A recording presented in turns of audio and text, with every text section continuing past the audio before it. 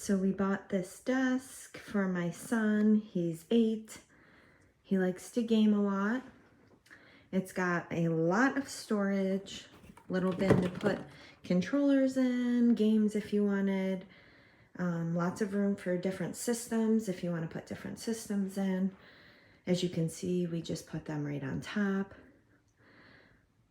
An extra spot just to put the monitor or a TV screen, whatever you prefer.